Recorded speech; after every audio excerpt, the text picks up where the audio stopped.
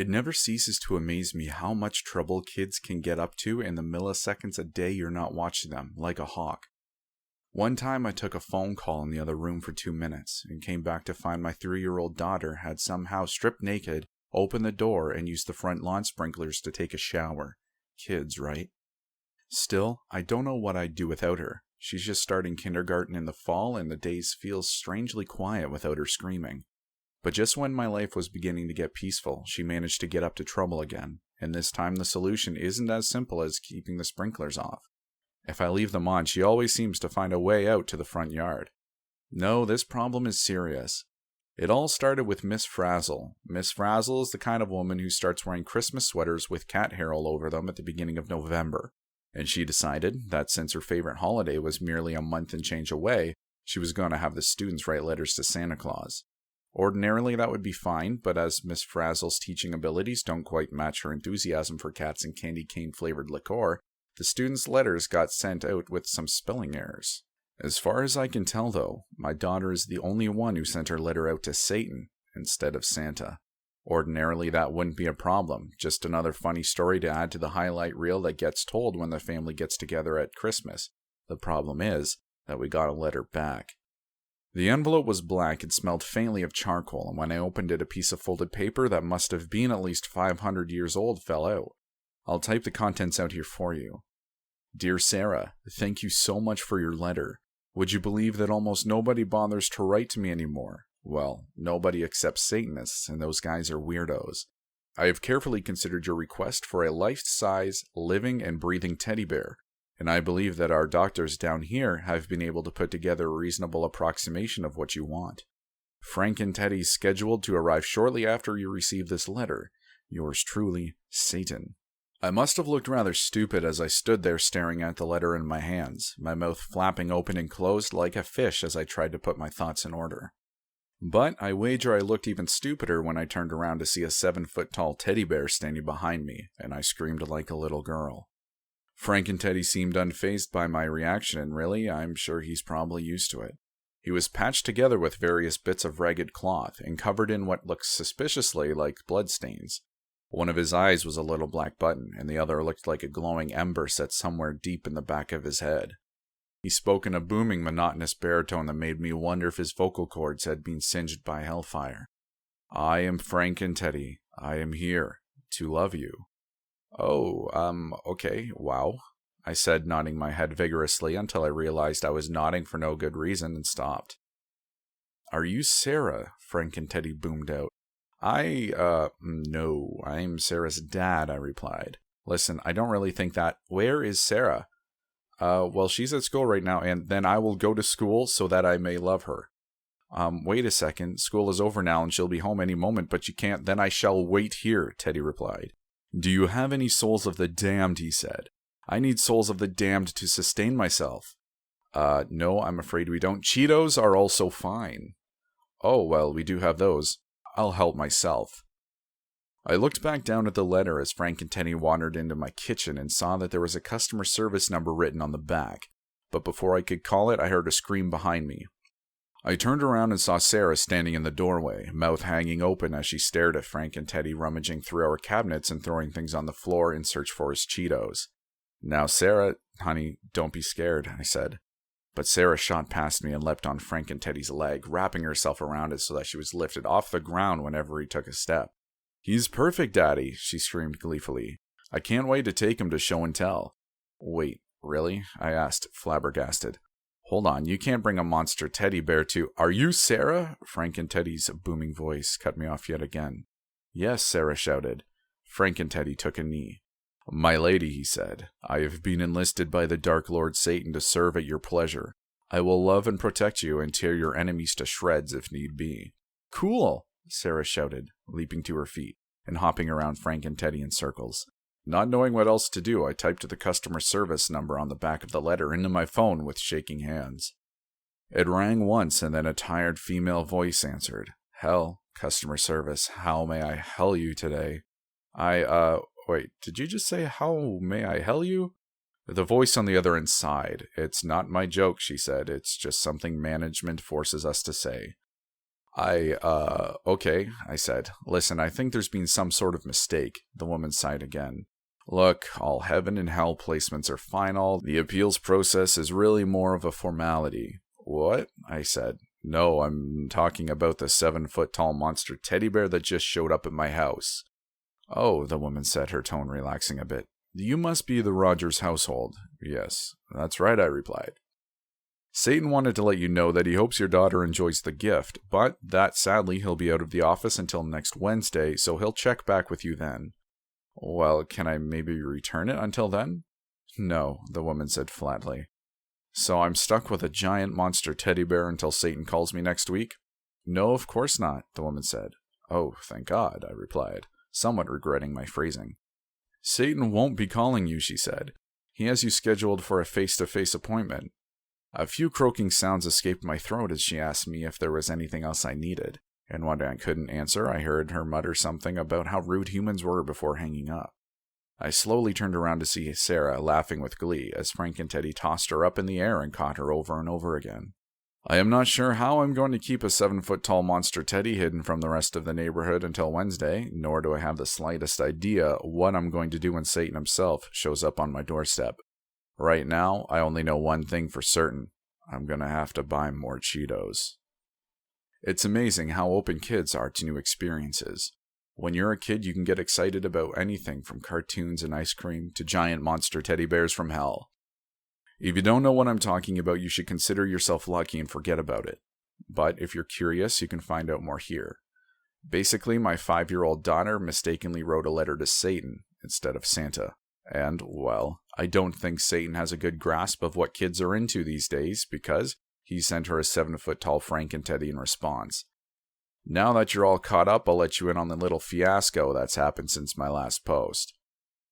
After a very tense sleepover, in which Sarah and Frank and Teddy watched cartoons and played patty cake, I consumed a near-lethal dose of coffee. I decided that I had no choice but to send Sarah off to school and try to get in touch with Hell's customer service again.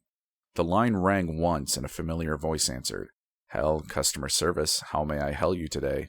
This is Darren Rogers again, I said. Ah, Mr. Rogers, the woman said. How are Sarah and Frank and Teddy getting along?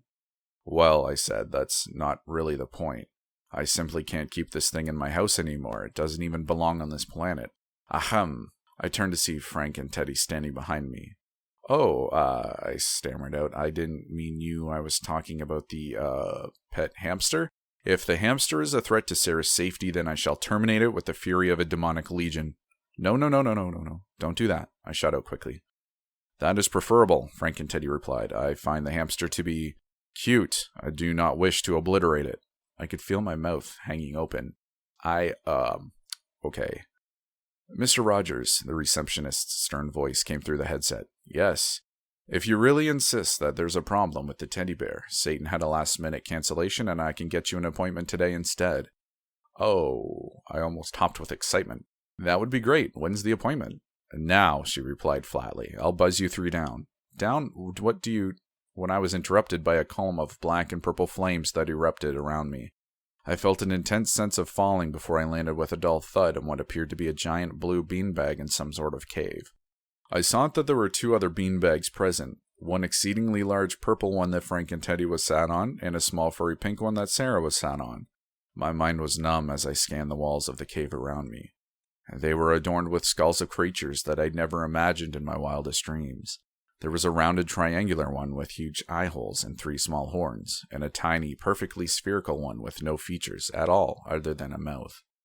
In the corner of the office sat what only can be described as a taxidermy dragon's head. Sarah was staring around with the same look of wonder on her face she'd had when I'd first taken her to Disney World. At the opposite end of the room there was a large, polished black desk that looked to be made of obsidian, behind which sat a normal-looking office chair.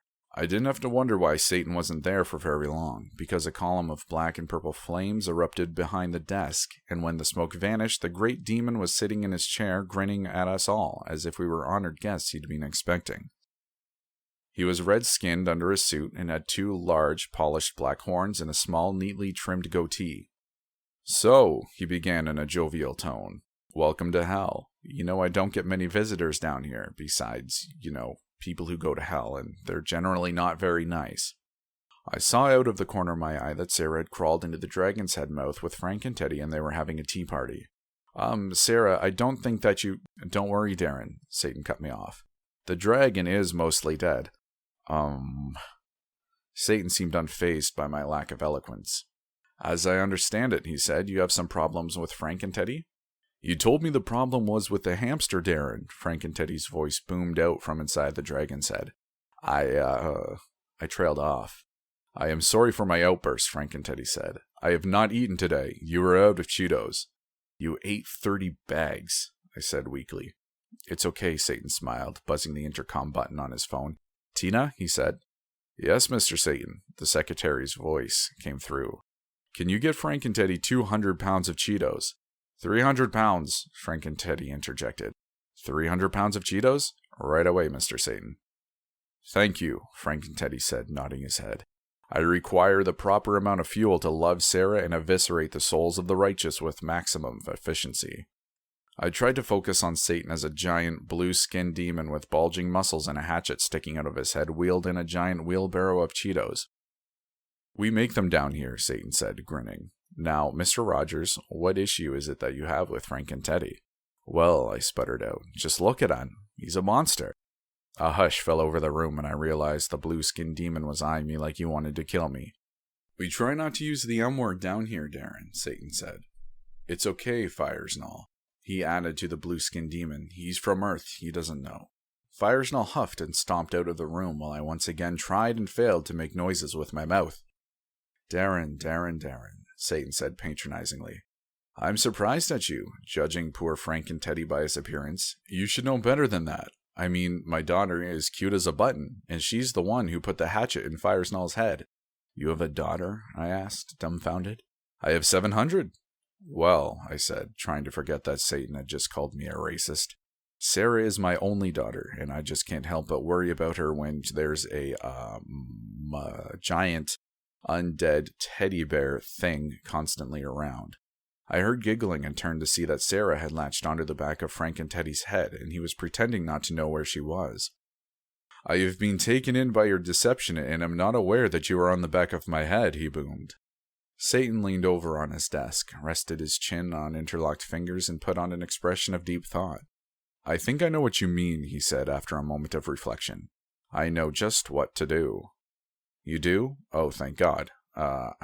Satan. Satan waved his hand dismissively and pushed a button on the intercom. Tina, he said. Yes, Mr. Satan, the intercom replied. Can you please send in Miss Hatchetface? Yes, Mr. Satan. Ah, I said, Miss Hatchetface, you mean the giant blue demon was a woman? What? No, we don't judge based on physical appearance here in hell, and we certainly don't base names on it, which is lucky for you, Mr. Big Nose.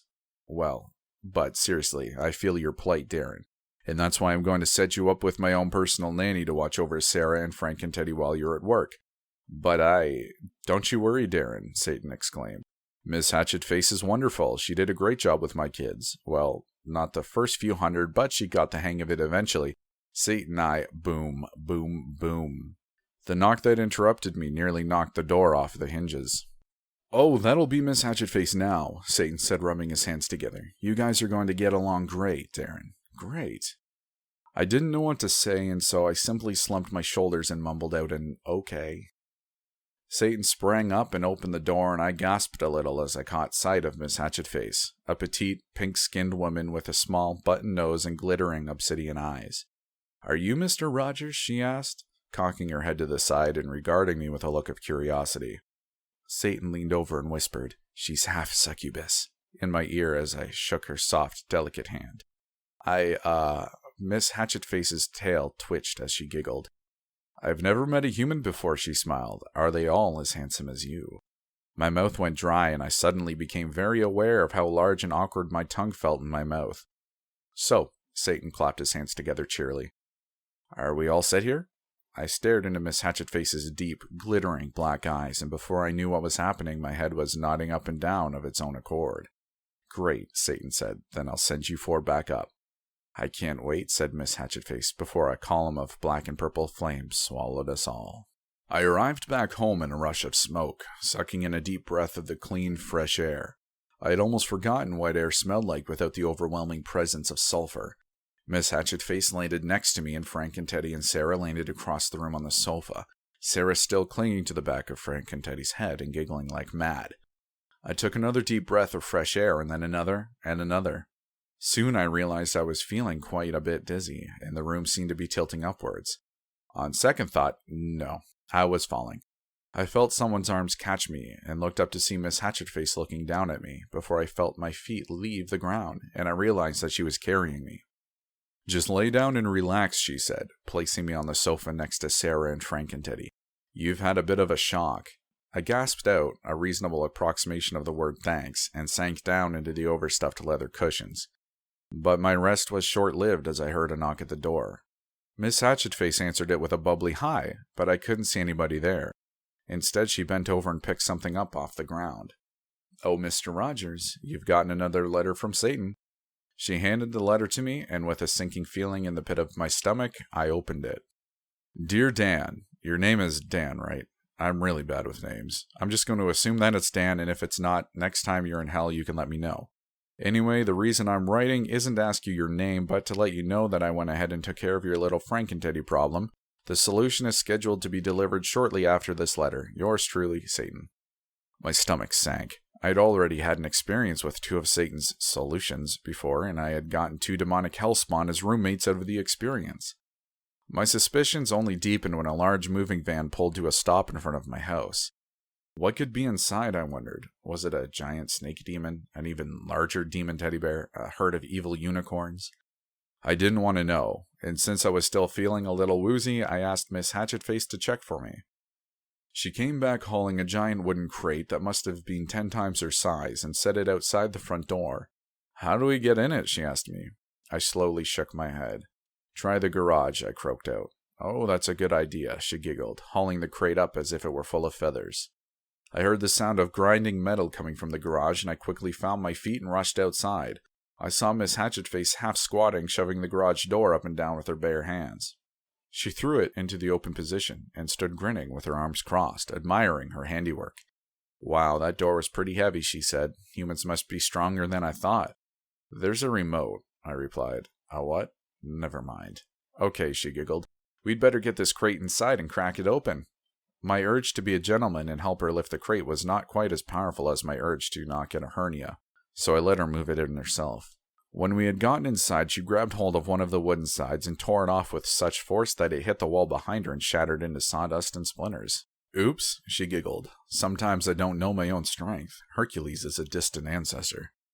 "Right," I said, too preoccupied with the contents of the box to concentrate on what she had said.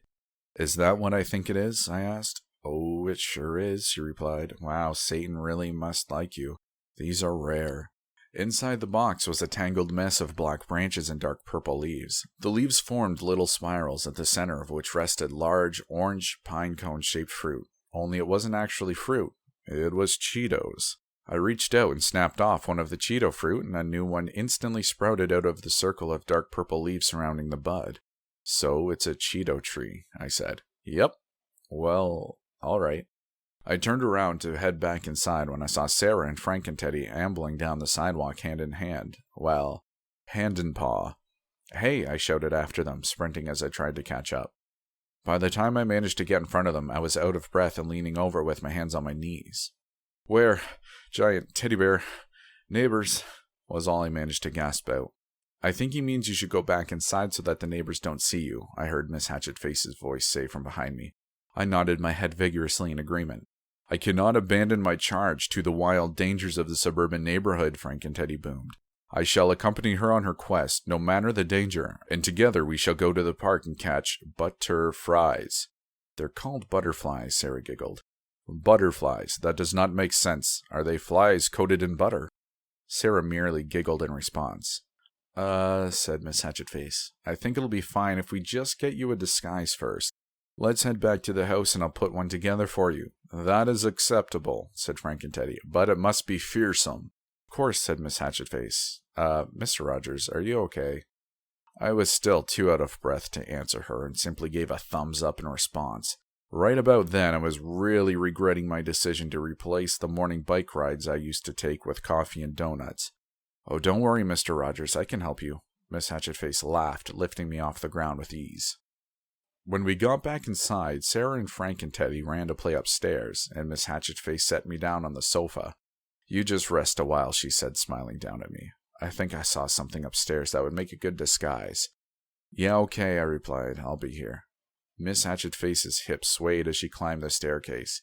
She paused at the top, and I quickly pretended to look elsewhere as she turned to look at me. She laughed and continued on upstairs. What an idiot, I thought to myself. She obviously knew you were checking her out. Who just stares at the wall? I clicked on the TV and dozed off a bit, and woke up to Sarah shaking my shoulders. Daddy, Daddy, look, she squealed. Frank and Teddy had been draped in a giant mess of fabric that did in fact seem to disguise the fact that he was a giant demon teddy bear. The costume, however, was anything but fierce. It was bright pink and covered in a unicorn pattern, with lace at the bottom that brushed the floor whenever he moved. Are those Sarah's curtains? I asked. Yeah, Sarah shouted. Cool, right? Is it fearsome? Frank and Teddy boomed. Sure, I replied. I looked pleadingly at Miss Hatchetface. But why did you have to use the curtains? I asked. Miss Hatchetface shrugged. They were the only thing that was big enough, she replied. Okay. Maybe go down to the park now and exterminate the flies of butter, Frank and Teddy asked. We're not going to exterminate them, just catch them, Sarah said. I make no promises. Yes, I said, you can go to the park and catch butterflies, but I'm coming too. Yes, Sarah exclaimed. I am also excited, Frank and Teddy added in. Miss Hatchetface? I asked hopefully. Sure, she replied. Let me just grab some Cheeto fruit for Frank and Teddy. You have Cheeto fruit? Frank and Teddy asked. Oh yes, Satan sent some over, Miss Hatchetface replied. I am exceedingly pleased by this information. Soon we were all on our way to the park, my trunk crammed to the brim with Cheeto fruit, me trying to keep my eyes off Miss Hatchetface in the passenger seat, while Sarah bounced around excitedly in the back seat with Frank and Teddy. When we got to the park, Miss Hatchetface and I sat on a bench and watched Sarah and Teddy play for a while with butterfly nets. So, Mr. Rogers, Miss Hatchetface began, turning those big, glittering black eyes towards me. Is there a Mrs. Rogers in your life at all? My tongue began to feel cumbersome and clumsy as it always did when Miss Hatchetface looked at me with those eyes. No, not anymore, I managed to choke out. Really? What happened? She passed away shortly after Sarah was born. Oh my, I'm so sorry. I didn't mean to bring up something so painful. No, it's okay, I said. You didn't know. Let's change the subject, she said, her eyes shifting themselves to the ground. What do you do for a living? I'm a writer, I replied. Oh, really? That's so amazing. I think everyone's wanted to write a book at some point, but most of us never actually do it.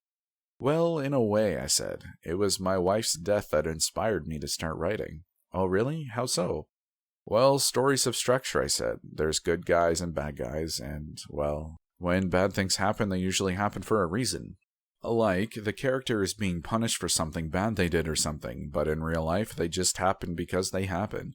I guess I just wanted a break from real life. I looked up to see Miss Hatchetface's big black eyes had grown moist around the edges. We stared at each other in silence for a moment, then there was a scream and the moment was over. We both jumped to our feet and rushed towards Sarah to see her sitting on the ground and crying while Josh, the neighborhood bully, was pulling the wings off her butterflies and laughing. I saw a pink blur in my peripheral vision, and I realized it was Frank and Teddy as he scooped the boy off the ground by the back of his shirt and began to shout at him in his crackling baritone. You are not permitted to harm the Princess Sarah's flies of butter, he boomed out so loudly that Josh covered his ears with his hands. You will apologize to the Princess Sarah, and then I shall send you to hell forthwith so that you may be judged for your sins. Please, God, no, Josh shouted. God will not save you from the Dark Lord, Satan. But Sarah did save him. She reached up and gently tugged on Frank and Teddy's paw and said, It's okay, Frank and Teddy. He's not worth our time. Just let him go. Frank and Teddy dropped Josh into a sobbing heap, and Josh wasted no time in dashing out of the park as fast as his feet could carry him while Frank and Teddy called after him. The judgment in hell is not so lenient. Sarah stared down at the dead butterflies, and Miss Hatchetface covered her mouth. There is no greater honor than to die in battle, Frank and Teddy said. Yeah, I guess so, Sarah replied, sounding unconvinced. I believe that I have detected insincerity in your voice. Allow me to rectify the situation. Frankenteddy bent down and picked the dead butterflies up in his hands, and a cloud of dark smoke swirled around them, and then, miraculously, they began to fly. "Wow, Frankenteddy," Sarah squealed. "You brought them back to life." "I have merely endowed them with the power of Satan," he replied. As I watched Sarah and Frankenteddy playing with the newly revived butterflies, I realized that I'd been wrong to judge Teddy based on the way he looked. I realized that he wasn't bad at all. I realized that he could just be what this family needed. That is, until the butterflies started breathing fire. Fire-breathing butterflies were whizzing around my head when I got the call from Josh's parents. We had tried to put them in a jar, but apparently old jars are no match for hellfire, and the butterflies had burned their way through. They had also managed to burn through 4 of my curtains, 1 couch cushion, and all of our ice cream, though I suspect that was actually Frankenteddy, and yet they seemed completely immune to their own fire. I struggled to pay attention as Josh's mom, just as much of a bully as he was, shrieked at me at the other end. "If you think for a second that you can get away with having some goon assault and threaten my child, I've got bad news for you." "Well, you see, Josh was pulling the wings off of Sarah's butterflies, and I don't give a crap about some stupid bugs. You know what, smart guy? I'm gonna have my husband come over there and kick your ass." "Rita, I really don't think that's a good idea," because the line clicked dead in the middle of my sentence, and sure enough, within a minute, Rita's husband was pounding on my door. Miss Hatchetface answered the door to reveal Rita's husband, Mike, a heavily tattooed man with way more biceps than brains, in a tight shirt that looked like someone had vomited rhinestones all over it. "So," he began, in what I can only assume was his best tough guy voice, "where the heck is this guy who threatened my kid?" "Oh, Frankenteddy?" Miss Hatchetface replied cheerily. "I think he's upstairs trying on dresses with Sarah. Hey, Frankenteddy," Miss Hatchetface called out. Mike looked a little bit unsure of himself as the 7-foot-tall teddy bear dressed in a unicorn cloak descended the stairs. "I have answered the Lady Hatchetface's call," he boomed out in a voice so loud I could feel it in my gut. "This man wanted to talk to you about what happened with Josh," Miss Hatchetface said. "I regret that I did not send him to hell, but I believe that fate shall afford me another opportunity." That seemed to make Mike angry enough that he forgot his common sense for a moment, and he jammed a finger into Frankenteddy's chest as he spoke. "Nobody threatens my family," he said through clenched teeth. "I'm gonna kick your ass, bro."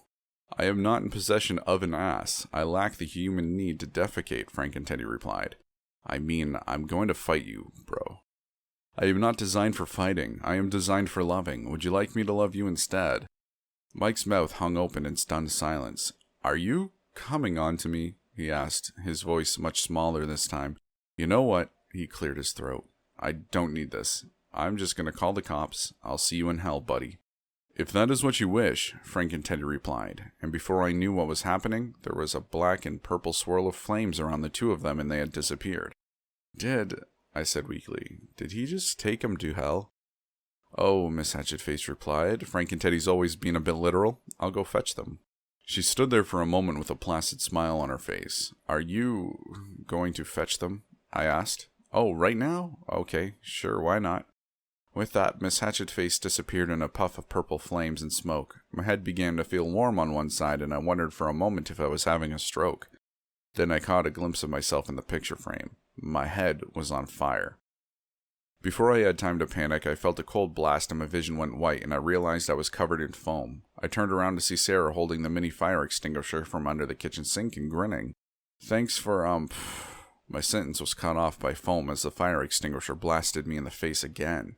"Sorry, Dad," Sarah said. "You were still on fire a bit." "That's okay, honey," I replied. I heard the familiar sound of rushing air that was usually accompanied by black and purple flames, and turned around to see that Miss Hatchetface had returned, along with Frankenteddy and a much paler-looking Mike. "Demons," Mike stuttered. "I saw demons." "Geez, Frankenteddy," I said. "Where did you take him?" "I delivered my guest to the gates of hell, city's greatest hellscape." "You, what now?" I asked. "The hellscapes are like hell's theme parks," Miss Hatchetface explained. "Oh, that doesn't sound so bad," I said. "Well, not for the demons, no," she said, "but for the damned souls, it's more like a themed arena of torture." "Oh," I said. "I do not understand why the human did not enjoy his trip. There were snow cones." "But they were made of human blood," Miss Hatchetface said. "But they were O-positive, the most delicious kind of human blood." Miss Hatchetface's tail twitched as she giggled. Well, I trailed off. Is there any way we could maybe make sure he doesn't remember what happened? I believe I can be of assistance, Frank and Teddy replied, and before I could stop him, he had used his enormous paw to bash Mike over the back of the head. Mike immediately fell over, either unconscious or dead. I have seen this technique employed in the black squares you refer to as Teddy Vision. You mean television? I asked. What is a tele? It's short for You know what? Never mind. Very well. So what should we do with them? I said, staring at Mike's unconscious form drooling onto my carpet. Lady Hatchetface has informed me that humans do not eat other humans. I have no other suggestions, Frank and Teddy replied. Just then, an ear-splitting scream filled the air, and I saw our neighbor Rita standing in the doorway, hands on either side of her face, and as pale as snow. What did you people do to my husband? She wailed, throwing herself on the ground and slapping Mike's face hysterically in what I can only assume was an attempt to wake him. She must not have quite believed him when he said he was okay, because she slapped him a few more times just to make sure. When she was done making sure that he was still alive, she looked up at all of us. Her eyes were bulging out of the sockets as she pointed a shaking finger at me. You, she said, her face so red that she made the pink-skinned Miss Hatchetface look like an albino. I've already called the cops on you freaks. You're all going to jail for a very long time. As if on cue, a police cruiser rolled to a slow stop in front of my house and 2 officers made their way slowly towards the door. Which one of you is Rita? The tall, dark-haired officer asked. I am, Rita practically shouted as she jumped to her feet. And these, she said with venom in her voice, these are the freaks who attacked my husband and son. Miss Hatchetface grinned at the officers placidly as her tail snaked its way up under her skirt until it was hidden from view. Are you the husband? The other officer asked, kneeling down on the ground next to Mike with a sympathetic expression on his face. Yes, Mike said. Officer, he whispered. These people aren't human. They're not? The officer asked, a thin crease spreading across his brow. No, Mike said. They took me to hell. I saw demons and monsters. And... Okay, well, I've heard enough. The first officer cut him off, turning towards Rita. Lady, you know it's a crime to prank call 911, right? What? Rita's mouth flopped open like some sort of fish. You're acting like I'm in the wrong here. These people, these freaks, attacked my family. The dark-haired officer shook his head. Where I'm from, he said, we don't call people who look different from us freaks. You can either vacate the premise on your own, or you can vacate them in the back of our squad car. Rita's face took on a cartoonish expression of disbelief, but when she saw that the officer wasn't kidding, she grabbed Mike's arm and attempted to tug him to his feet. After an awkward moment of struggling, the 2 were stumbling away back to their house. The first officer turned to Frank and Teddy and said sympathetically, My cousin has a growth hormone condition too. You just let me know if these people cause you any more trouble. He set his business card on the table next to the front door and motioned for his partner to leave. Oh, and I know it's none of my business, he said, turning to Miss Hatchetface, but you should get some aloe vera for that sunburn. Not that you, don't look beautiful. I mean, you're very beautiful and... His partner loudly cleared his throat and patted the rambling officer on the back. Right, he said. Time to go. Of course, Miss Hatchetface giggled as she shut the door behind them. Well, that was better than expected, I said. I mean, that really almost got out of hand. Indeed, Frank and Teddy replied. I was almost unable to purchase a souvenir for the Princess Sarah. Wait, what? I asked. Hooray, a souvenir, Sarah squealed. Frank and Teddy began rummaging around in his unicorn cloak, and I held my breath, dreading what he would pull out of it. I let out a long sigh of relief when he finally produced an ordinary-looking TV remote. What does it do? Sarah asked, tilting her head to the side. I don't think that's an appropriate gift for a child, Frank and Teddy, Miss Hatchetface said. Nonsense, replied Frank and Teddy. It's a child-friendly one. A child-friendly what? I asked. Miss Hatchetface plucked the remote out of Frank and Teddy's paw and began laughing to herself. Oh, I see, she said. In hell, the demons watch the punishments on a sort of reality TV, she explained, turning towards me. And then they can select the punishment they want to see with their TV remote controls. Wait, what? I said. But this one is for child demons, she continued on. Take a look. The remote was black plastic and looked like any other TV remote control you'd find at the store. Printed across the top in silver letters was the phrase, "The remote of minor inconveniences." Instead of numbers and menu buttons, it was covered in buttons that said things like tickle, tinnitus, and unscratchable itch. At the center of the remote were 2 big purple plus and minus buttons that simply said intensity. I realized that Sarah was standing on her tiptoes behind me, too late to stop her from snatching it out of my hand and mashing the tickle button as she pointed it at Frankenteddy, who immediately erupted into roars of laughter. Ha ha ha ha ha, I find no humor in this situation, but I am unable to stop laughing. Ha ha ha ha ha. I was about to take the remote away when Miss Hatchetface caught my eye and smiled, and I forgot what I was doing. Why don't we leave them to it, Mr. Rogers? She said. I had a, private matter I wanted to discuss with you. Private matter? I asked. Those glittering obsidian eyes were like bottomless pools of water shimming in the moonlight as they drew me in. Yes, she giggled, but let's just keep it between us two. Maybe we can go somewhere more discreet. Yes, discreet, I said. Great idea. She smiled as she reached out and grabbed my hand, leading me slowly across the room and up the stairs. She led me into the master bedroom and sat down on the bed, closing and locking the door behind her. She led me into the master bedroom and sat me down on the bed, closing and locking the door behind her, before turning towards me. One corner of her mouth was raised into a smirk as she looked at me and said, "So about that private matter."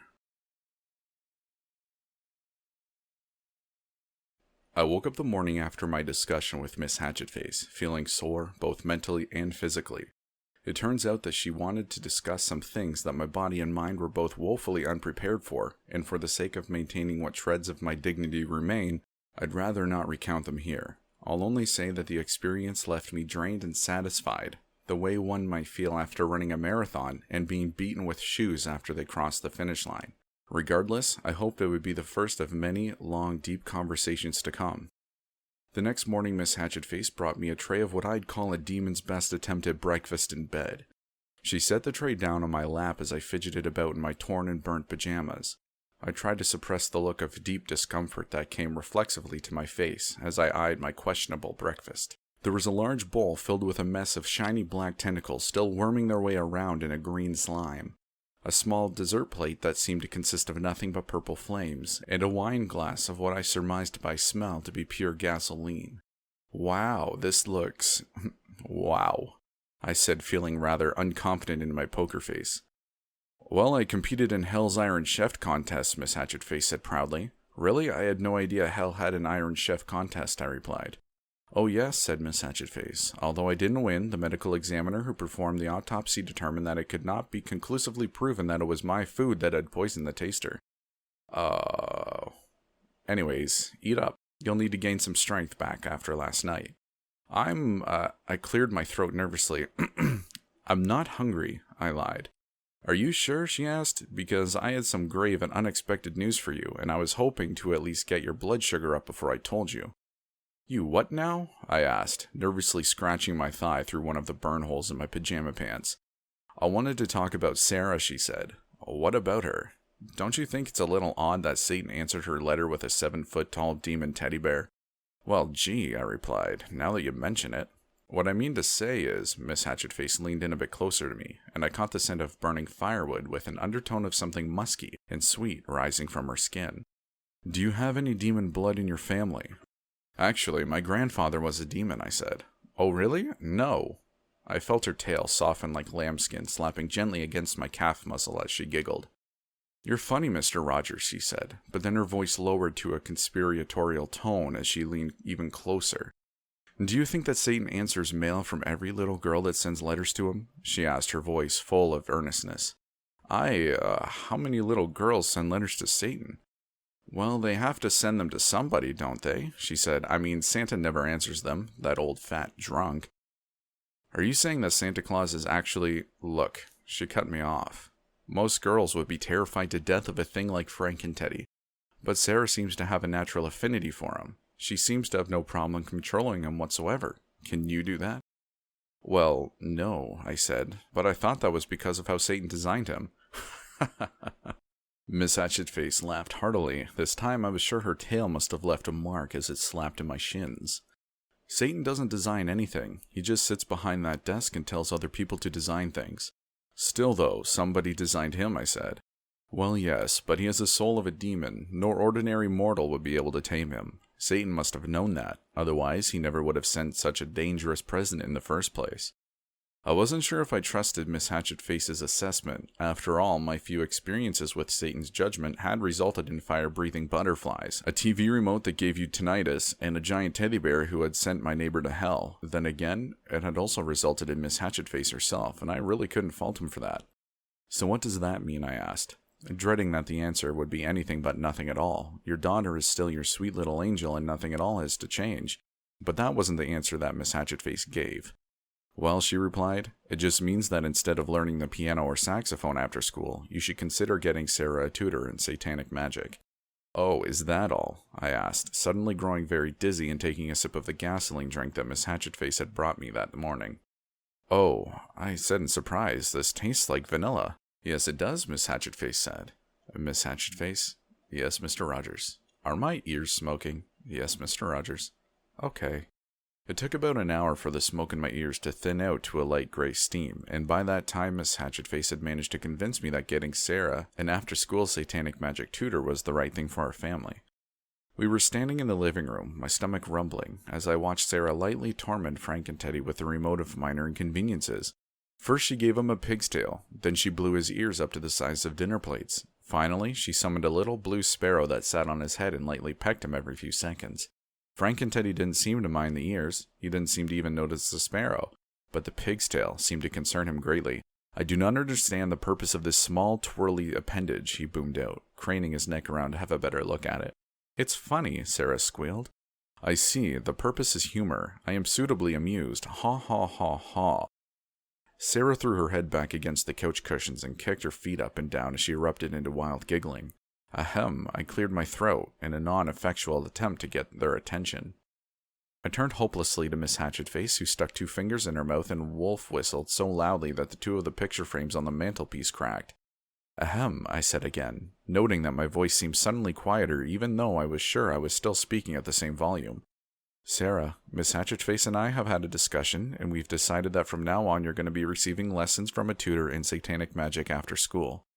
My hope that Sarah would balk at the prospect of receiving any kind of lessons after school was quashed by an enthusiastic hooray, and I resigned myself to the fact that I was going to be inviting yet another demon into a household, which had already begun to feel crowded with them. So, I said, turning a little morosely back to Miss Hatchetface, now that that's settled, I guess we should write to Satan and have him send somebody up. Miss Hatchetface opened her mouth to answer, but she was interrupted by a rigid 3 knocks at the front door. She grinned sheepishly, saying that should be her now. Before I could ask just how in the hell, no pun intended, Satan had managed to already find out about that I had agreed, the door was swinging open, and my heart was sinking all the way down to my stomach as I saw what was standing in my doorway. It had the stooped, slumping shoulders of an old woman draped in an ugly, vomit-green sweater that had little yarn baubles hanging off the ends of the sleeves.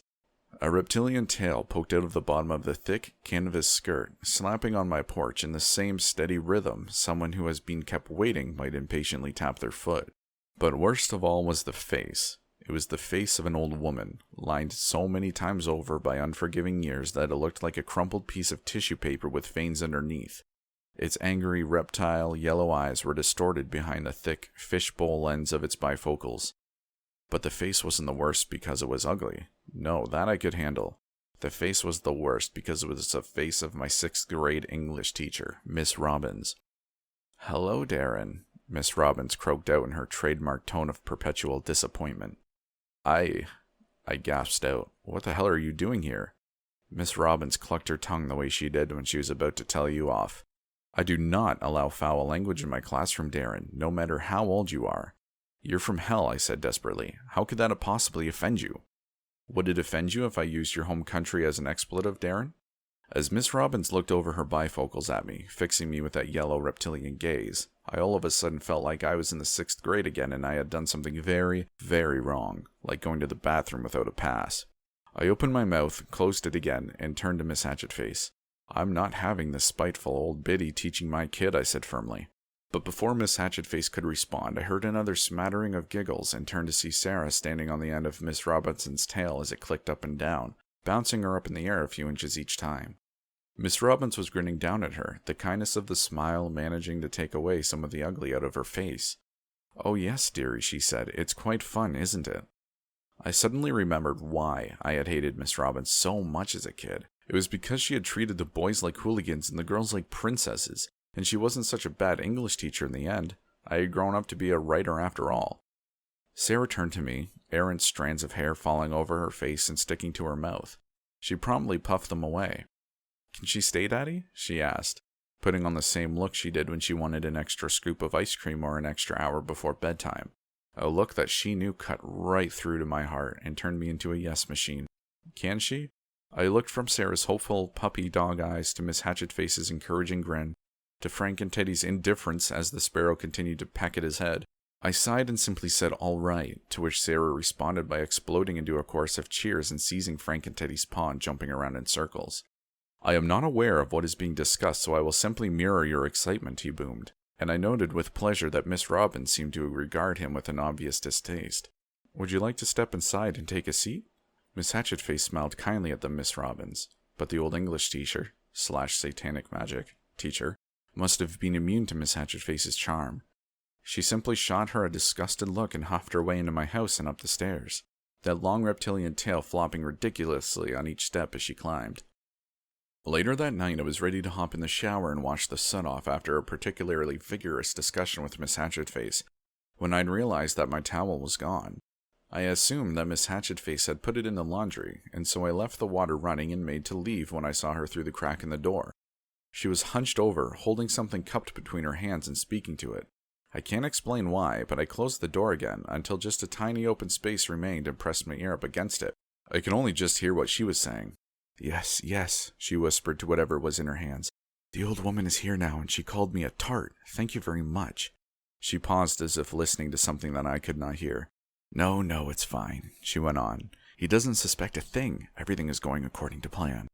She paused again, this time for longer, and I began to wonder if she might have heard me, but then I heard the familiar whoosh of air that often accompanied the black and purple flames that meant someone was vanishing into hell, followed by her footsteps trailing off downstairs.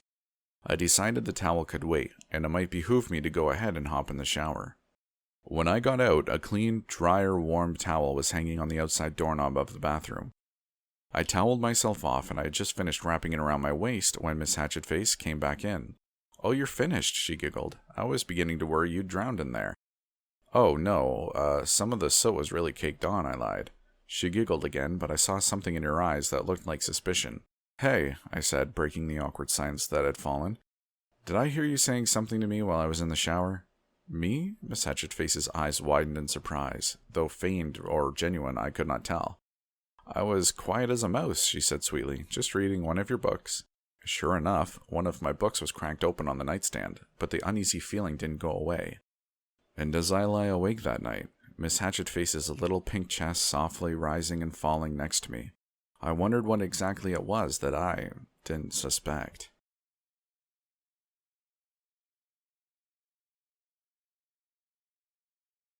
The next morning I was a little bit tired and a lot hungry.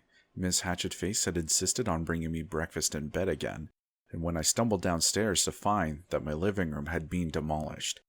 Miss Robins had set up a blackboard against the far wall and was drawing bizarre satanic symbols all over it with chalk, while Sarah sat at rapt attention in her desk that looked like as if it had been stolen from her kindergarten. For just a moment I couldn't help but think about how adult Sarah looked, her bright blue eyes greedily scanning over the board as she drank in its knowledge.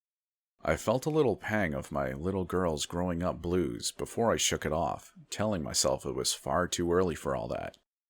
Next to Sarah's desk gaped a large black pit with burn marks around it. Every once in a while, Frank and Teddy would throw a Cheeto fruit into it, and a large purple tentacle would shoot up from the darkness and catch it mid-air before slithering back down into the darkness. The couch had been pushed up against the staircase. The cushions had somehow been transformed to red, patent leather, and two large rounded horns sprouted from either side. I sighed, giving the hole in the ground a wide berth as I went to the kitchen and grabbed a beer from the fridge before plopping down on my couch. I heard a "Hey, watch where you stick that thing" from my couch and leapt back to my feet. "The couch decided it doesn't like to be sat on all the time, Daddy," Sarah said, turning and smiling sweetly up at me. "Oh, okay," I replied dreamily.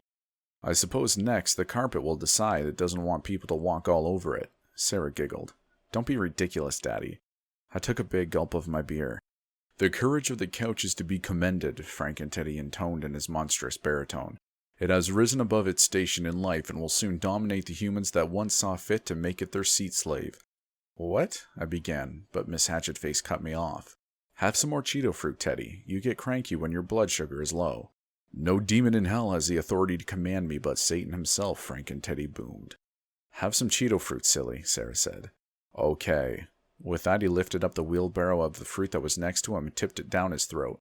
The sparrow on his head squawked in protest, and Miss Robbins eyed the display with snobbish displeasure. She said. I don't know why Satan thought that thing was an appropriate companion for a little girl. When I was her age, I kept an evil unicorn, Strider. Her voice drifted off dreamily. Now he was a pet. Are you sure it wasn't a dinosaur? Miss Hatchetface asked, voice dripping with faux honey. Apparently she hadn't taken it kindly when Miss Robbins called her a strawberry tart the day before. And just what is that supposed to mean? Miss Robbins asked, swelling up indignantly like a great big bullfrog ready to burst. I believe the Lady Hatchetface is implying that you are old, Frankenteddy said, wiping the Cheeto dust on the couch, who let out a disgusted grumble. Yet the Lady Hatchetface is approaching 17,000 years of age herself. Perhaps she was merely implying that you look extremely old. Yes, well, aren't we all half succubus and because of the wrinkles? Yes, I understand my appearance and the hunchback, Frankenteddy finished. Miss Robbins' finger began to wag dangerously in Frankenteddy's direction, and I decided that I had better cut in before there was any more trouble. So, I said a little too loudly, what exactly are you guys learning today? We are learning about the fundamentals of demonic possession, came Miss Robbins' sharp retort. And afterwards, perhaps a lesson in etiquette for you, Darren. It is not polite to interrupt a teacher's lesson. Right. And what about the giant squid hole in my living room? We opened a portal to the netherworld, Daddy, Sarah said with the casual ease of someone explaining what they'd had for breakfast that morning. It's like Hell's Basement, where all the incomprehensible beings that existed in the black void of nothingness before the universe was birthed alive. Uh-huh, I replied, taking another gulp of beer. Just then a low, rumbling growl emitted from the hole, shaking the picture frames off the walls and sending cracks through the ceiling. Could we maybe shut that? We haven't learned how to shut the portals yet, Sarah replied. Okay. I took another sip of beer, realized it was just air because the beer was already gone, and wandered off into the kitchen to see if I could scrounge up something resembling human food. I opened the refrigerator and my hair blew back as a deep, infernal roar erupted from within. I slammed the door shut. Sarah? I called out into the living room. Yes, Daddy. Did you open a portal to the netherworld inside the refrigerator? Yes, Daddy. I sighed, and closed my eyes tightly and rubbed my temples. As I stared into the blackness of the back of my own eyelids, an idea occurred to me. The night before, I had puzzled over the problem of Miss Hatchetface's mysterious conversation with no one until the early hours of the morning. I could not come to any sort of conclusion, my head fogged by lack of sleep and the gentle warmth that perpetually radiated from Miss Hatchetface's skin. Yet now I realized that whatever was going on, Satan was surely behind it. After all, he was the one who had sent Miss Robbins up, and he was the one in charge. And perhaps most importantly, he was the one who had buzzed me down to hell every time I called his customer service department with a complaint. At first that had irritated me. It was almost as bad as dealing with Comcast customer service here on Earth, but now it could be an opportunity for me to get to hell and snoop around a bit. I slid my phone out of my pocket and hit the number for Hell's customer service hotline, which I had saved in my phone. It was picked up after one ring, and the familiar, pushy voice of the customer service representative answered. Welcome to Hell's customer service. How may I help you today? You know that joke's getting pretty tired. You don't say. Why don't you come up with something better then? Seems like a lot of effort. The voice on the other end sighed and mumbled something about lazy writing. Is this Mr. Rogers again? She asked, her tone telling me that she already knew the answer. Yes, I wanted to talk about a portal to the netherworld in my... Please hold. The line clicked and I noted with some confusion that the hold music was Creed's Can You Take Me Higher? The line clicked again and Satan's enthusiastic voice answered. David, buddy, he almost yelled into the earpiece. What's shaking? It's Darren, I said. What's shaking is the gaping pit to the netherworld that Sarah opened up in the middle of my living room. Oh, well that's no good. Is Gary down there? Who is Gary? Gary is the giant octopus whose ink is the source of the universe's dark matter. Well, there is a giant octopus. All right, well I'll send someone to close that portal up right away. How does Tuesday work for you? Satan, it's Wednesday right now. I meant the Tuesday after next. Satan, there's a giant octopus living beneath my living room who could squirt dark matter all over my furniture at any moment. Could we maybe talk about this face to face? Satan's voice trailed off. I'm a little busy right now, Darren. Don't worry, I'll send someone within a few months. What happened to Tuesday? No, you know what? Buzz me down. Okay, Satan said, but I'm not at the office.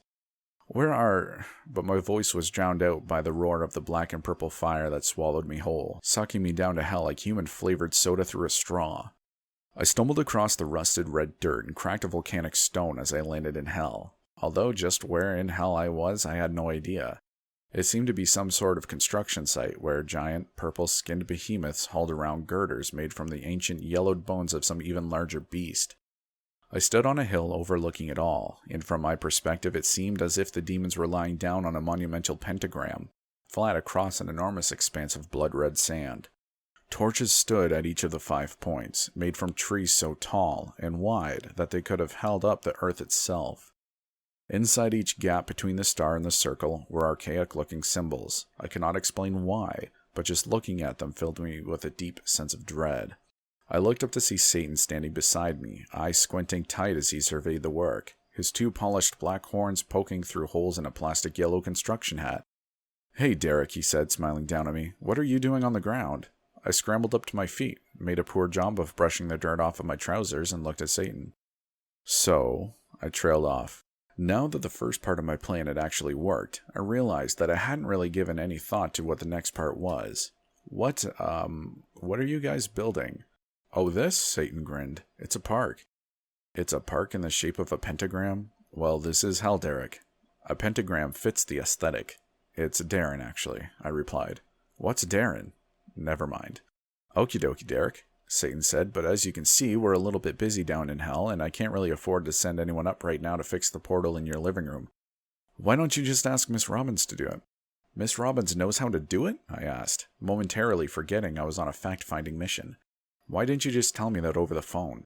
Well, you seemed like you were in an awful hurry to get down here, Satan replied. I thought maybe you missed me. What? Is there anything else you need, Derek? He asked. As you can see, I'm a little bit busy here. All you're doing is watching other people work. And you're damn right, Satan replied enthusiastically. I'm the boss down here, and the boss's job is to watch other people work and silently project the idea that they should be working harder. Anyway, I'll see you soon, Derek. You will? But Satan didn't respond. Instead, the familiar black and purple flames kicked up around me, and I once again felt the sensation of being sucked up through a straw. I landed back in my kitchen, elbows and knees banging hard against the linoleum floor. I struggled back up to my feet and saw that the portal in the living room had been sealed. Gary the octopus was gone, though the burn marks on my carpet remained. Satan called while you were on your way up, Sarah explained. You told Miss Robbins to seal the hole up because you don't like Gary. That wasn't a very nice thing to say, Daddy. Gria. The rumble vibrated from somewhere deep below the earth. I think you hurt Gary's feelings, Daddy, Sarah said. You should probably apologize. My fingers once again found my temples and began massaging as I squeezed my eyes shut against the chaos of my living room.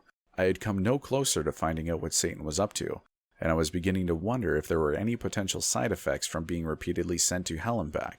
And I still hadn't eaten breakfast. My eyes had been shut for all of 10 seconds when I heard an earth-shatteringly loud bellow in my ears. You appear to be suffering from a headache. Perhaps I can assist you. Frankenteddy was bent down, his face so close to mine that I could count the particles of Cheeto powder at the corner of his mouth. No thank you, Frankenteddy. I'm just fine. Very well. I turned towards Miss Robbins. Listen, Miss Robbins, I began. I don't want to come downstairs to find any more portals to the netherworld in my living room, nor do I want to come down and find a couch that talks and is suddenly useless to sit on. Miss Robbins swelled indignantly. Your teaching methods are just fine if you're teaching in your own home, I cut her off. But as long as you're teaching here, not to mention staying in the guest bedroom, you're to follow the rules of my household, which, and I can't believe I'm actually saying this, include a no portals to the netherworld clause. Miss Robbins glowered at me like she was a frog and I was an agile fly who had danced out of the reach of her gaping maw.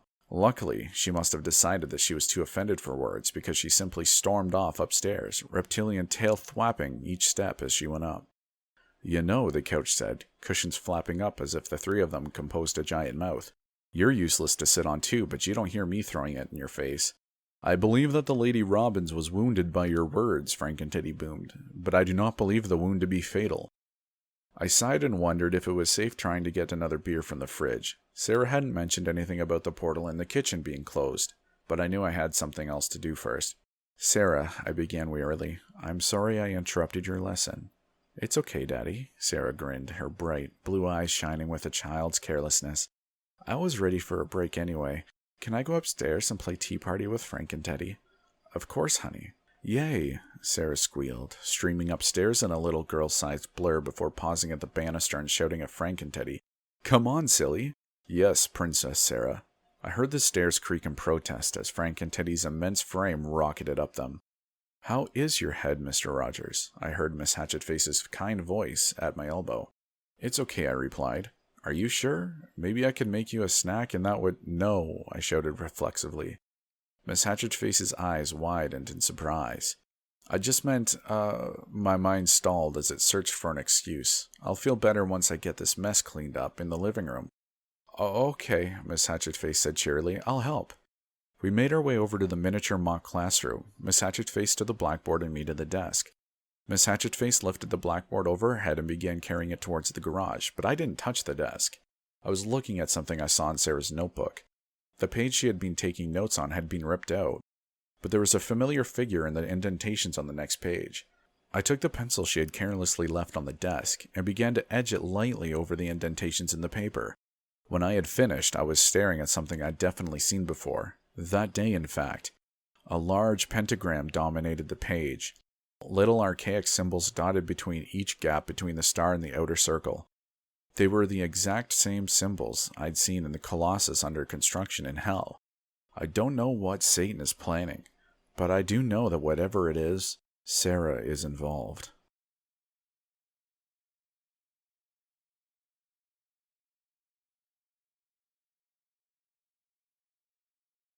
I stared disbelievingly at the page I'd torn off in my hand. The symbol was the same as the one I saw in Hell. There was no doubt about that. I heard a rustling from behind me and Miss Hatchetface's voice said, Do you need some help with that, Mr. Rogers? I crumpled the paper in my fist and quickly stuffed it in my pocket. What was that? Miss Hatchetface asked. It was a cute drawing Sarah did in class, I lied. That's lovely, Miss Hatchetface smiled. But the joy didn't quite touch her eyes. Resting, there was something more akin to suspicion. Well, I'll just get that desk for you then, she said, stepping around me and lifting the school desk as if it were nothing. I watched her carry the desk off to the garage before sliding the paper out of my pocket once again. I pulled up my cell phone camera to take a picture, then stuffed the paper back in my pocket, resolving to get rid of the evidence that I'd been snooping later. As was doing so, something else caught my eye. The remote of minor inconveniences was just laying carelessly discarded on the coffee table. I grabbed the little black rectangle with purple buttons and stuffed it into my pocket as well. I stood there in the middle of the living room, waiting for Miss Hatchetface to return so that I could try my best to act natural, but she didn't come. Confused, I went back to the garage to investigate. I put my ear up to the door, but all I could hear was faint murmuring. I edged the remote out of my pocket, scanning it to see if there was something that might help me hear better. My eyes roved over the many buttons, taking in things like flaming burps, 2 left feet, and hairy tongue, before finally settling on one button.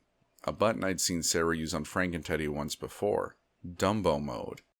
I took a hard swallow in anticipation of what I knew the remote was going to do to me, pointed it at my head, and pressed the button. Instantly I felt a disturbing sensation as my ears became numb, but not numb, like someone with soft, gloved hands was pulling on them. But instead of hurting, the ears just expanded like silly putty. I felt at my left ear and had discovered that it was now roughly 2 times the size of my head. I pressed it to the door. The indistinct murmurs had now become hushed whispers, quiet, but clear enough for me to make out.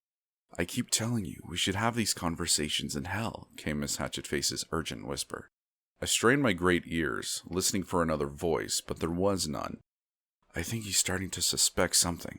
I told you not to send that old woman. There was another gap in the conversation as Miss Hatchetface listened to whoever it was. Yes, I told you she's almost ready. I've never seen anyone learn the magic so fast. You must have been right about her. Just get the construction done on your end. There was another long silence and then the shuffling of feet coming towards the door. I darted back into the living room as quickly and silently as I could, padding up the stairs as I fumbled with the remote of minor inconveniences. Then I ran into a fuzzy brick wall. Scratch that. It was Frank and Teddy. Time slowed as I began to fall backwards over the stairs, and I wondered if they'd be able to shrink my ears back down after I died from a broken neck. But I didn't die. Instead, an enormous furry paw reached out and grabbed me by the front of my shirt, yanking me roughly back to my feet. As he pulled me to a stop, my giant ears wobbled ridiculously. "Pardon me, Lord Rogers," Frank and Teddy's voice boomed at least twice as loud in my new giant ears. "It's okay, really. I just need to get by so that I can—" "It seems you have altered your appearance," Frank and Teddy droned on, oblivious to my wincing at the monstrous cacophony of his voice. "A wise decision. Your nose looks much smaller compared to your new ears." Wait, what's wrong with my nose?" "There is nothing wrong with it. It is glorious and noble, like my father's nose." "Oh, well, he was a Toucan Sam doll." "Right. Thanks, Frank and Teddy." I heard a delicate throat clear, and I turned to see Miss Hatchetface standing at the foot of my stairs. "Oh my," she said, her voice choked and strained as if she was trying to hold back laughter. "What happened to your ears, Mr. Rogers?" "I just got fooling around with the remote," I said sheepishly. "Do you know how to reverse it?" "Just hit the previous channel button," she laughed. I pointed the remote at my head and did as she said. My ears shrunk down, but then I heard the sound of ripping fabric, and there was a new, peculiar sensation I'd never felt before. "Miss Hatchetface," I said. "Yes, Mr. Rogers?" "Do I have a pig's tail?" "Yes, Mr. Rogers." "How do I get rid of the tail?" "Hit the mute button." "Thank you." I pointed the remote at myself and hit the mute button, and I felt a slight breeze through the hole in my pants where the tail had been. "Your appearance has been restored to normal," Frank and Teddy boomed. "Your nose is once again the glorious apex of your face." "Thank you, Frank and Teddy. I need to go upstairs to the study and get some work done." "Of course, Lord Rogers." Frank and Teddy stepped to the side with some difficulty. I managed to squeeze past them. I went into the study and pulled up my laptop, opened up the web browser, and began scouring the internet for information about the pentagram I'd found. I pored over dozens of websites, ranging from the encyclopedic to the downright disturbing. Finally, I found what I was looking for. The website was down a link rabbit hole, the URL just a string of random numbers. It was the kind of website that search engines don't index, that you can only get to by following link after link haphazardly until you stumble upon it accidentally. But I had found it. It looked as if it hadn't been touched in years, like those old blog websites from the mid-90s. There was only one page and no other explanation except for the blood-red letters that peeled out of the solid black background, and a carbon copy of the pentagram that I had now saved in my phone. I leaned in closely, and I could see the light from the computer screen bottom lighting my face in the black reflection of the screen as I scanned the article. The Ritual of Ahmad Magar. The Ritual of Ahmad Magar is perhaps the most ancient and powerful of all satanic rites. To understand this ritual, you must first understand that the realms of earth and hell are separated by a dimensional barrier. The barrier is impenetrable, but it is not perfect. At certain places on earth, places where great evil has occurred, there exist tiny cracks just large enough for the souls of those who perpetuated the evil to pass through. An act of extreme evil may even allow for some demons to send a piece of their souls through the cracks and haunt those who visit such places. The ritual of Ahmad Magar works to widen these cracks so that the larger demonic souls may escape back up to the earth's surface. And then as I read the last paragraph, my mouth went dry. My tongue felt as if it had swelled up, cutting off my air supply. I heard a sudden ringing in my ears. The rite is only theoretical, and has never been used, as it requires the Dark Lord Satan himself to perform it in hell. It is said that if the ritual is performed in concert with Satan's direct descendant on earth, the Dark Lord himself may return. And then I heard a voice behind me. "Hello, Darren." I whirled around in my office chair to see Miss Robin standing in the open doorway, those ancient and hateful milky yellow reptilian eyes glowering at me over her thick fishbowl lenses. "How did you get in here?" I said. The door was locked. Miss Robbins only clicked her tongue and moved closer to me. "You're not going to stop Satan from taking over this filthy little rock you call Earth," she said, wagging her finger at me. "You're too late. The ritual has already begun." Two thoughts went through my head at that point. One, Miss Robbins looked more like a frog than ever. And two, I still had the remote of minor inconveniences stuffed in my back pocket. Before any more thoughts had time to fleet across my consciousness, I yanked it out of my pocket and began mashing buttons randomly as I pointed it at Miss Robbins. Wait, but her voice was completely cut off as a blast of silver light hit her directly in the tongue, making it grow to monstrous proportions and flop out of her mouth and onto the ground. She yelled at me, hurling a ball of green fire directly at my head. I ducked just in time, and the fire shattered off the wall behind me, sending off little green sparks that ignited the carpet wherever they landed. I seized the office chair and hurled it at her, and as she ducked, I managed to pound a couple more buttons. The first blast missed and hit a wall, causing a huge patch of wavy purple hair to erupt through shattered pieces of drywall, but the second blast struck her right in the stomach, sending her toppling over backwards, covered in orange and silver feathers. She sprang back to her feet with surprising agility, heaving a black blob at me that I deflected into the wall with my laptop. I dropped the laptop when I realized that a dozen little oily hands had grown out of it and begun reaching out to grab me. I hit her with one last blast of bright golden light and she burst into laughter. At first I thought she was mocking me, until I looked down to see that I had hit the little purple button shaped like a hand that read, "Tickle Fit," underneath. Triumphant and merciless, I marched towards her, mashing the volume button over and over again. Her laughter first became uproarious gales and then thunderous shrieks as I tormented her. Distracted by my task, I became aware of two things far too late. The first was that, beneath the tempest shrieks of Miss Robbins' laughter, my stairs were screaming in protest as heavy feet took them two at a time. And the second was that a bit of green fire had dripped down from the ceiling of my study and landed directly onto my head, and in 2 seconds my hair would be entirely engulfed in flames. The culmination of those two events came at the same time. Frank and Teddy appeared in my doorway from downstairs, and I felt the white-hot fire as it touched my scalp. "You are on fire," Frank and Teddy boomed as he hurled the shrieking Miss Robbins and raced towards me. "Allow me to pat it out." "Frank and Teddy, no." But my cry went unheeded, and darkness enveloped me as Frank and Teddy's monstrous paw came crashing down on my head. I awoke in my own bed, the faces of my demonic family and Sarah staring down at me. I noted with pleasure that Miss Robbins and Satan were both absent among them. I reached up to feel my scalp and breathed a sigh of relief when I felt hair there. That relief was fizzled out, however, when I saw that the few loose strands that came off my head were wavy and purple. Miss Hatchetface's face wrinkled up in concern. "Are you okay, Mr. Rogers?" she asked. "Yeah," I said. "I'm okay now." "Well, that's good," a familiar voice said from behind me. "You gave us quite a scare there, Derek." I tilted my head up to see Satan grinning down at me. Oh, no.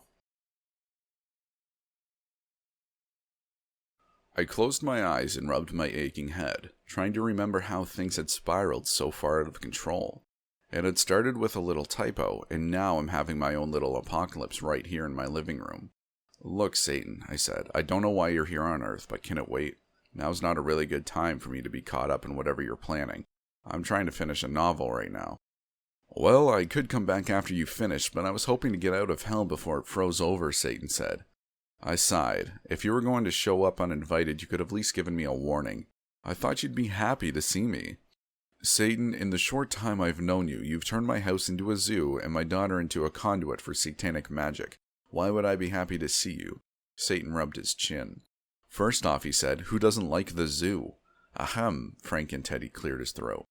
Right," Satan said. "Sorry, forgot about the whole bear thing. But seriously, Derek, your daughter was already—" Miss Hatchetface elbowed him in the ribs and he stopped talking. "Look," I said, "if you want to take over the world, I can't stop you. But you can't stay here while you do it."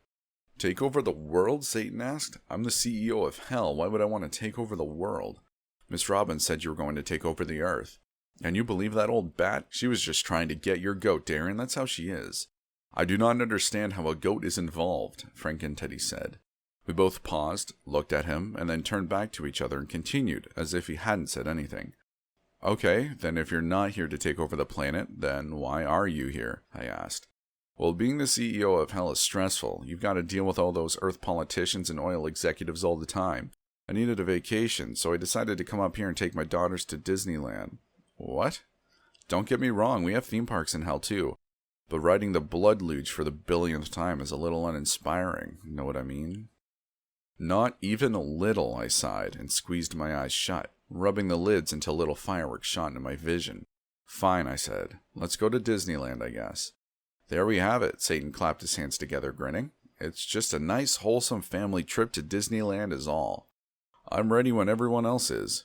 You mean now? I asked. Yep, the cab's waiting outside, Daniel. We all packed while you were unconscious. My name's not Daniel, it's... But my head went all fuzzy as I tried to think about what my name was. Oh boy, Frank and Teddy really did a number on you, huh? Satan said. Don't worry about it. I've got a great doctor down in hell. He'll fix you right up. He can even take that nose down a couple sizes while he's at it. He's famous up here. You've probably heard of him. Really? What's his name? Dr. Mengel. No thanks, Satan. Before I knew it, suitcases were being tossed into the van, and we were all piling in like sardines in a can.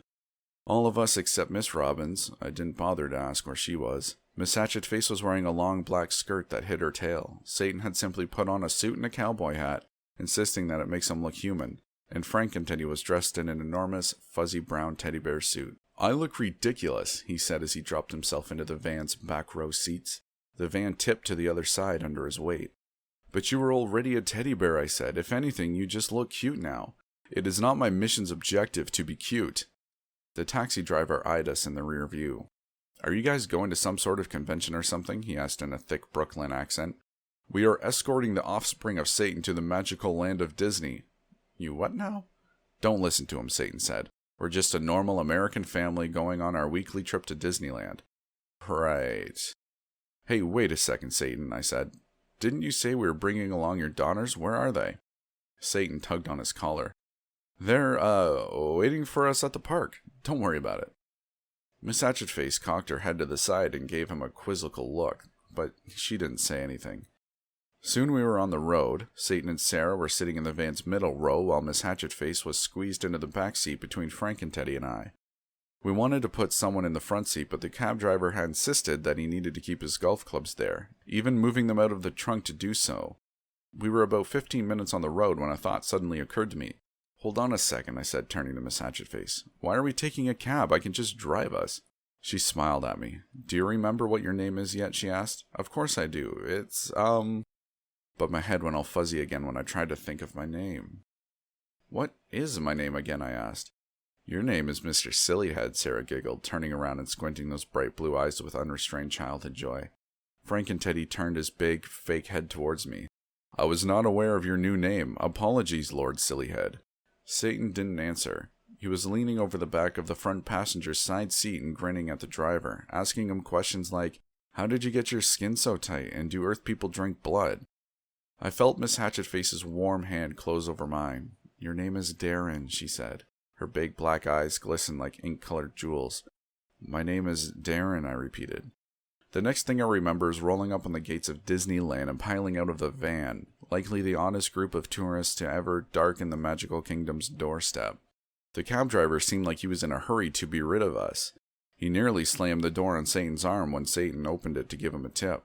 The driver took one look at Satan's outstretched palm and peeled out of the lot, muttering in an impressive stream of curse words and something about crazies. What did I do? Satan asked innocently, holding his upturned hand out. Are those human finger bones? I asked. Of course. We don't use that as money here, Satan. Oh, well, where can I exchange it for human money? Try the police station.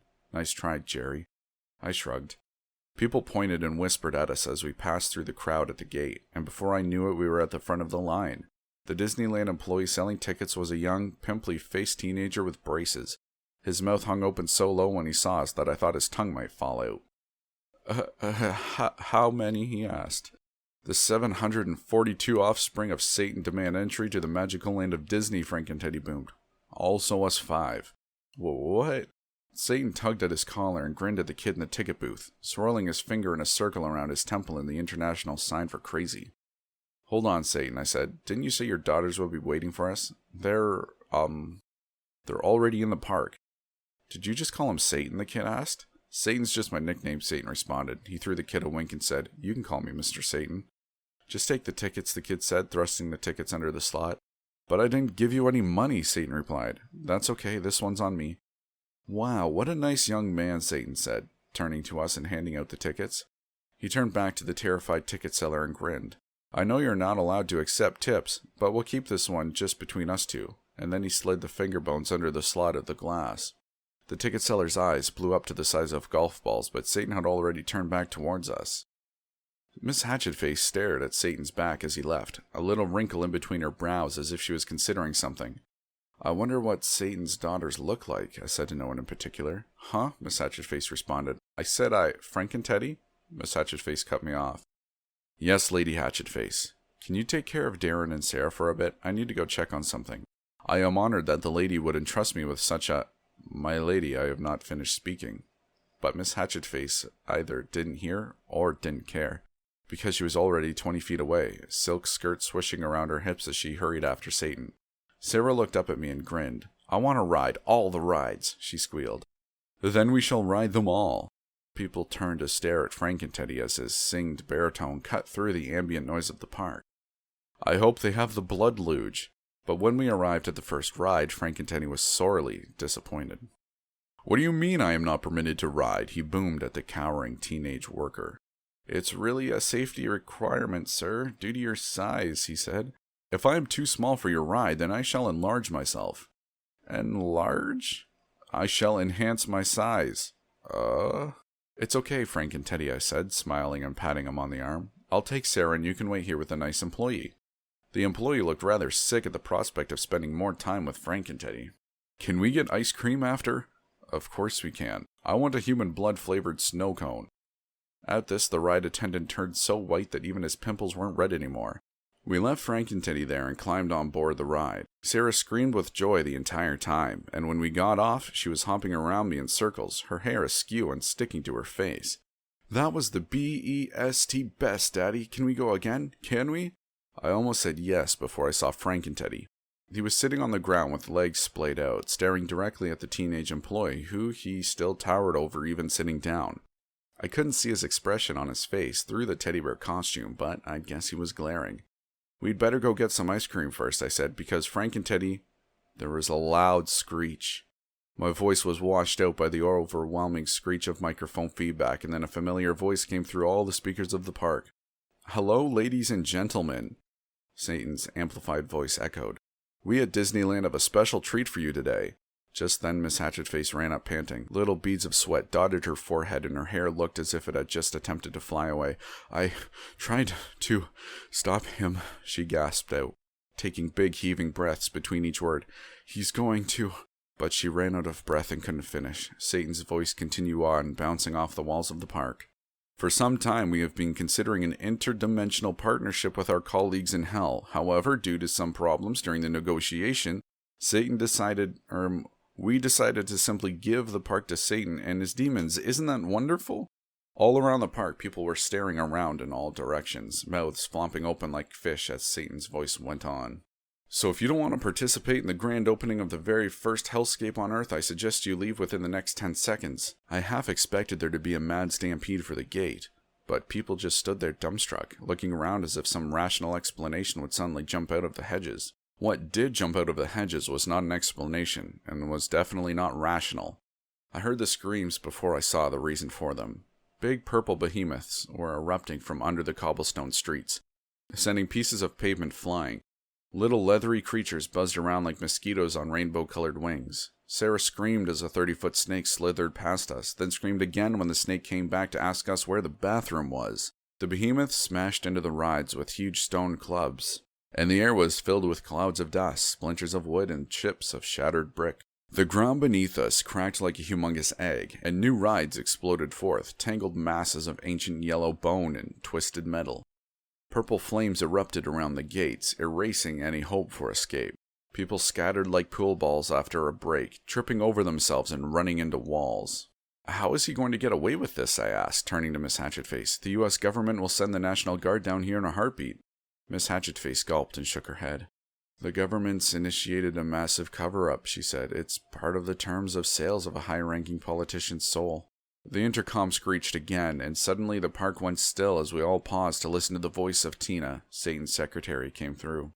Can Mr. Darren Rogers please report to the front office? I repeat, can Mr. Darren Rogers please report to the front office? Thank you. I could feel the color drain from my face as the others all turned to look at me. I swallowed hard, thinking that whatever Satan had in store for me, it most likely wasn't good. But then I felt small fingers wrap around my hand and squeeze. I looked down to see Sarah smiling up at me. Don't be scared, Daddy, she said. I'll go with you. I smiled back down at her, and we started off towards the office, together. I couldn't believe what I was hearing. You want to open up a franchise of theme parks across the continental United States? Satan nodded as he adjusted his tie in a wooden-framed mirror on the wall. That's right, Devin. But why? What do you mean, why? He asked, momentarily looking over at me. For the same reason anyone does anything, Devin. Money. What? You live in hell. What could you possibly want with Earth money? Well, first of all, Satan said, giving up on his tie and sitting down at the desk which had used to belong to the park manager. I never wanted to live in hell. Satan took a little round mirror out from his pocket and began picking at his teeth, and I took a moment to scan the walls behind him. Mascot heads were mounted behind it like hunting trophies. I hoped the costume heads were empty. Second of all, he said, flicking a large piece of lettuce across the room, do you have any idea how expensive a human soul is? I didn't know you could actually sell your soul. I thought that was a myth. Well, I can't, but any creature that has a soul can. You mean you don't have a soul? Of course not, Satan said, grinning at himself in the mirror. Because you're a demon? Because I'm a CEO. Oh.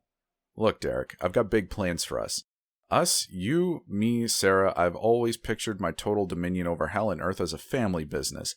Unfortunately, most of my daughters take after their mothers, who all happen to be crazy. Satan, do you think maybe you're the one who, and in case you haven't figured it out yet, Sarah is my direct descendant on Earth? A thought flashed through my head with a twinge of pain. Something about a ritual. I tries to seize on it, but it was useless. The thought had gone. That's absolutely ridiculous, I said. Is it, Satan asked? The ritual of Ahmed Magar is the ultimate test, Eric. Nobody but my direct descendant could have widened the portal between hell and earth enough to allow me passage. How is that possible? Well, the 70s were a crazy time, Darren. Sexually, I mean. Who's to say there aren't thousands of little half-demons running around on Earth? I mean, we've all seen Honey Boo Boo. What does Honey Boo Boo have to do with anything? Exactly. And yet, whenever I turn on the TV, there she is. Satan? Yes, Jerry? Can we please get back to something relevant? I thought Honey Boo Boo was culturally relevant. Well, no, it's not 2014, and besides, I meant relevant to you taking over the Earth. Oh yeah, I am going to take over the Earth. To make money. Exactly. To buy souls. Bingo. If you're taking over the Earth, can't you just take people's souls? Satan shook his head and sighed. A soul has to be willingly given, Devin. Don't you watch horror movies? Actually, I don't like horror movies. And I don't get it. What are you going to do with all those souls? We sell them. What? I don't really have time to explain the basics of the free market to you, Jerry. Buy low, sell high, that's the gist of it. At this point, I realized that I was getting nothing out of this conversation but a headache. I brought my hands up to my face and rubbed, letting out a long sigh. Mr. Rogers, Miss Hatchetface's voice came from behind me. Do you mind if I cut in? Please do, I replied. With all due respect, Satan, she began before Satan cut her off. Mr. Satan. With all due respect, Mr. Satan. Have you really thought this through? Who on earth is going to buy human souls? Well, I expect the humans will buy them back at an inflated price. It's not too fun having your soul owned by the devil after all. So you want to make money so that you can buy souls, and you want to sell the souls to make more money. Isn't that a little circular? Satan sighed. Look, he said, you're overthinking it. It doesn't matter if the plan makes sense. It matters if it makes money. Where on earth did you get your business degree? Online college. Miss Hatchetface smacked her palm on her forehead. Look, Satan. And there was a ring. Sorry, Satan said, I'd better take this call. Satan picked up the receiver and held it to his ear. As he listened to the person on the other end, the grin slowly melted from his face, replaced by a frown and a furrowed brow. And you're absolutely certain, he said after a few minutes of silent listening. He paused to listen to the response. That's impossible. Already? He paused again. But we're on Earth now. Surely they wouldn't... What? Earth too? Satan's frown deepened. What am I supposed to do about it? There are some things that even I can't... Yes, I understand. I'll be right there. Satan looked as if he had aged 10 years in the course of the 10-minute phone call. His normal, carefree grin had been replaced with lines of deep worry. He let out a deep sigh and rubbed his forehead. He put on a forced smile and looked up at us. Well, he said, clapping his hands together, I've got good and bad news. Oh no, Miss Hatchetface said. The bad news is that an urgent matter in hell is being called to my attention, and I need to go see to it immediately. And the good news? Miss Hatchetface asked. The good news is that I'm turning my Earth operations over to my direct human descendant. Wait a second, I said. You can't possibly mean... That's right, Satan beamed. Sarah is now acting CEO of Disneyland Hell. Disney Hell? Well, picking a name can be her first act as CEO. She's 5 years old, I said. Yes, they grow up so fast, don't they? Satan said absent-mindedly while checking his watch. Don't worry, it's a small matter, really. At the very most, it should only take a couple thousand years. Before I had a chance to protest, Satan had vanished in a roar of flames and smoke. The room was silent. We all stared at each other in disbelief. All of us except for Sarah, whose grin was slowly spreading from the corners of her mouth to light up her whole face. This means that I can get all the candy I want, she squealed. We all sat in fold-out chairs behind the podium while the captive demonic and human populations of Disney Hell milled around below us. Sarah was standing on a stool so that she could reach the microphone on the top of the podium, fumbling with a piece of paper. It was the speech Miss Hatchetface and I helped her write, with unwanted additions from Frank and Teddy. Frank and Teddy had taken off the head of his teddy bear suit the moment we had arrived in Satan's office. He now sat off to the side, absent-mindedly licking a red snow cone while it melted and dripped down the front of his costume. Friends, Sarah began nervously. Demons, I have gathered you here today to announce a change in Disney Hell management. Satan has gone away on urgent business, and in the meantime, I will be your acting CEO. I cringed at this last part. Sarah pronounced the word as CEO. You may be wondering what that means for the future of the park. For one, all cotton candy is now free. A raucous cheer went up from the demons in the park. Secondly, all flies of a butter are not to be harmed on pain of death and eternal damnation. The demons nodded, and a few confused mutters went up from the humans in the crowd. Thirdly, Sarah said, folding the paper up into a neat little square and placing it in her pocket, have fun. The demons broke into applause once again. I wondered if they might not be used to a less relaxed work environment in hell. There was an awkward silence for a moment as the humans and demons below wondered what they were supposed to be doing. Finally, the giant snake that had asked Sarah for directions to the bathroom spoke up. Let's get this party started, he said, slithering up to a little boy and his terrified parents. Climb on. The little boy did as he was asked, awkwardly stumbling onto the snake's head. The snake lifted the boy up 50, then 100 feet, and tipped his head backwards. The boy slid down the snake's enormous back as if it was a slide, gliding over the bumps and kinks in the snake's body. Finally, he rocketed up the upturned tail and launched into the air. The snake positioned his head underneath the boy. Was he going to eat him? My worries were quickly allayed. The boy hit the snake's head with a soft thud, and the snake lowered him down like a crane next to his parents. The boy shivered, pale as a ghost. He opened his mouth to speak. That was awesome! It seemed like an invisible dam had broken, and the children flooded around the demons in the new rides. Sarah turned and looked at us happily, if a bit smugly. I don't get it, I said. They're not afraid? Me neither, said Miss Hatchetface. Perhaps I can explain, Frank and Teddy said. We looked over at him to see the snow cone had melted all over the front of his suit. I wondered if he had gotten any in his mouth. For beneath my fearsome demonic exterior beats the innocent heart of a child. I fought the urge to ask him if he meant that literally. The heart of a child is still capable of being shaped by the world around it. Children do not hate or fear those who are different than them, without good reason. They are accepting and embrace the joy and wonder that the world has to offer without suspicion. In this way, children are wiser than even the most learned scholars among us. A fly landed on my nose, then flew away unperturbed as I stared at Frank and Teddy in silence. Finally, Miss Hatchetface spoke up. That's a beautiful sentiment, Frank and Teddy. She turned to me.